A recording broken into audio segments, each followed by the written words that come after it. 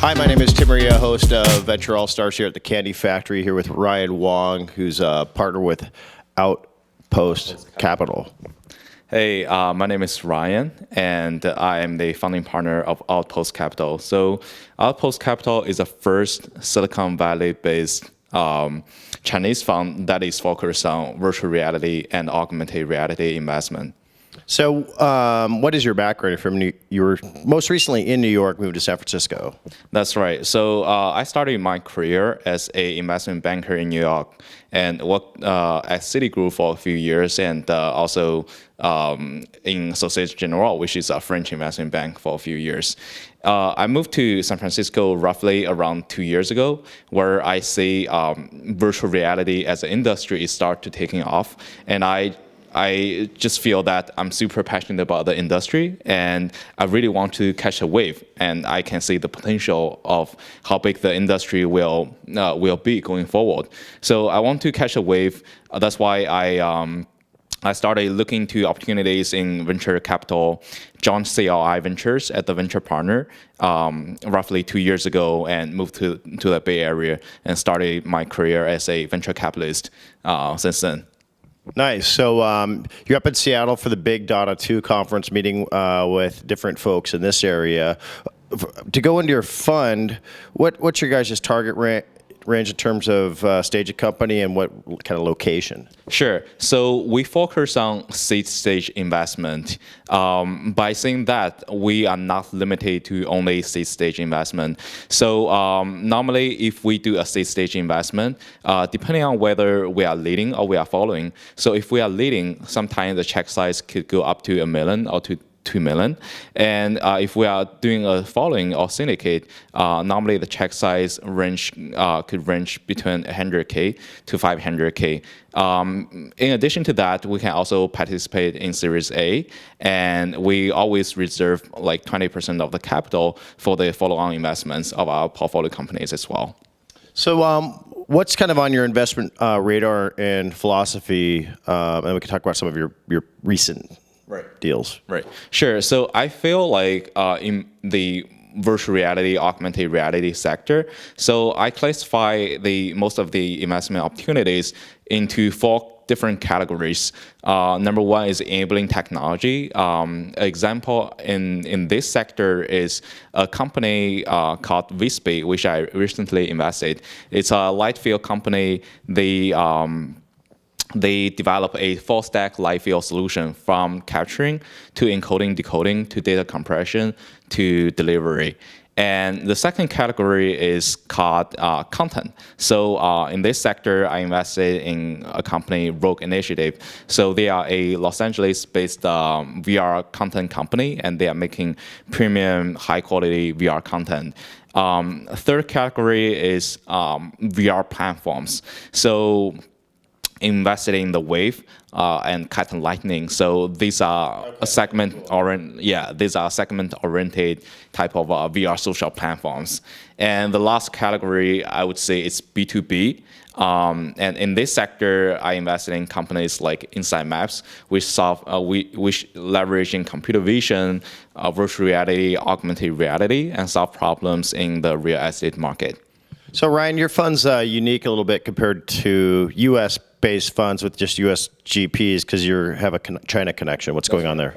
That's right. So basically, the fundamental reason I started this fund is I think for the VR AR industry, China plays a very important role. So for any emerging technologies to go mainstream, I think there are 3 primary drivers or 3 primary metrics.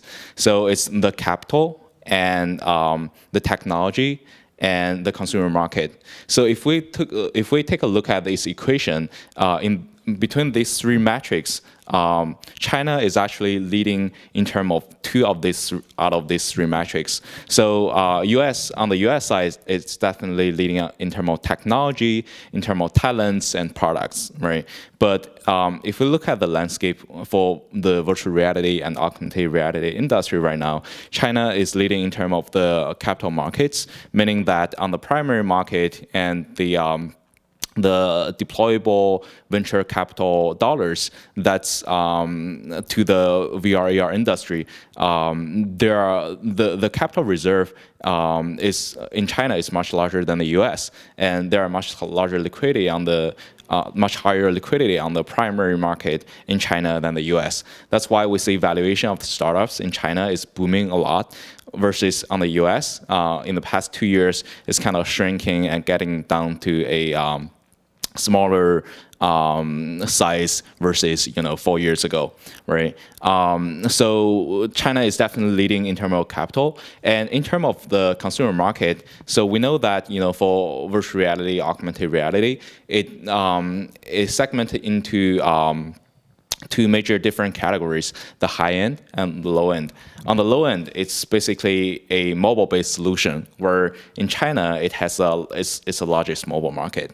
And on the high end, China has a different, a very unique competitive advantage that only China or some other Asia countries have, which is internet cafes and some offline gaming service like escape the room type of service, where it can be tied to the distribution of high-end VR and AR headset very closely. And I think this kind of existing infrastructure will help a lot in terms of high-end VR adoption as well. So in that sense, China is also leading in terms of the consumer market. So I think if we look at this equation, China is leading in terms of the capital markets and the consumer markets. So basically, the virtual reality and augmented reality mass consumer adoption, China is playing a very important role. And for us, we want to be the bridge between China and US that's specializing in the VR AR industry. And we are the experts in this field, and we are confident in what we are doing. Okay, good answer, good answer. So we spoke about a little bit about what's your value add. A VC should add value to their deal flow. What's going on there? Yeah, so as I mentioned, so we really want to play as the US-China bridge that's focused on the VR AR industry. And if we look at the traditional startup model here in the US, it's hard for any startups to think about a foreign market before they reach to Series B, Series C type of stage. They don't have the bandwidth, they don't have the know-how, they don't have the expertise in the foreign market. So we think that, hey, this time for the VR AR industry, the game is different, right? China is extremely important, and it's a big mistake to not having a plan, right? You don't have to take any actions, but you have to have the plan. You have to prepare early. We've seen a lot of companies like friends with Virtuix, Omni. They're funded by Chinese money, and there's just a ton of different companies. What was the video company just got funded? Yeah. Right. Yeah. So basically, in my opinion, I think the VR AR startups here in the US, it's important for them to start thinking about the Chinese market, start exploring and start learning the lessons that they need to learn when someday that they will break into the foreign market, right? So given the limited resource bandwidth and industry know-how of the entrepreneurs, we want to play as their Chinese partners during their seed stage and during their Series A stage, so that we can leverage our expertise, our knowledge, resource in the Chinese market and in the virtual reality industry to be the entrepreneurs' Chinese partners and to help them navigate the Chinese VR scene before they reach to Series B, Series C, where they are mature enough. And during that time, we will help them to identify, hey, what are some of the best Chinese partners that they can work with? What are some of the potential Chinese investors who can possibly lead their following round as well? What have you seen in the Seattle market? And you've just been up to Seattle for a conference and or the Dota 2 big. That's right. Shout outs to Valve, huge event down at Key Arena, and then we were at Upload where I met you. Or no, it was what was the event? It's a VR meetup hosted at Pluto VR. Yeah. So I think Seattle definitely have one of the most amazing VR scenes in the world. And I'm totally the startups here, the talents out here are absolutely amazing to me. And I'm able to find a lot of high quality deals during my short trip to Seattle. So which is a surprising price for me on this trip.